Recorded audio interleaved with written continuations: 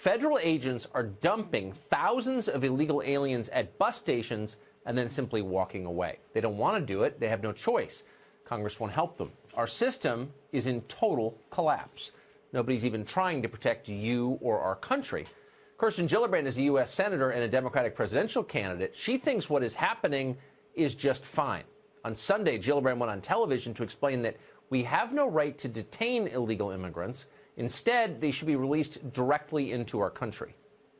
But you oppose even what the Obama administration did in terms of keeping families together or keeping them together for a longer period of time in detention? I wouldn't, as president of the United States, I wouldn't use the detention system at all. Homeland Security, though, is saying hundreds of thousands of people are crossing the border, and they need to go somewhere before their asylum claims are actually heard. What would you do with them? They don't need to be incarcerated. They can, if they're given a lawyer and given a process, they will follow it.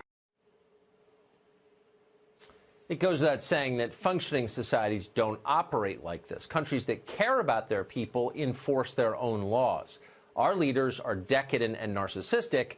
They care only about themselves. They will never defend our nation.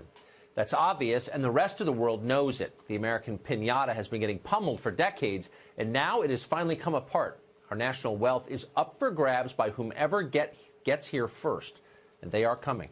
Over just the past year, 1% of the entire population of the nation of Guatemala has moved to the United States. The Wall Street Journal piece last month described the plight of that country's villages. Some of them are literally depopulating as people stream north to America's generous welfare state.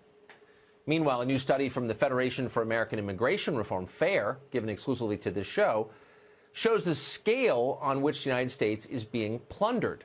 Every year, FAIR found, foreign-born workers send about $150 billion in remittances to their friends and family overseas.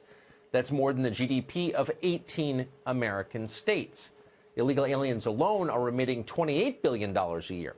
That's $28 billion leaving this country, going abroad every year from people who don't even have the legal right to work here in the first place, but are benefiting, of course, from all the extras: free health care, free education, subsidized housing, food stamps, who knows what else. The remittances are not taxed. In the case of illegal immigrants working under the table, their original earnings have never been taxed either.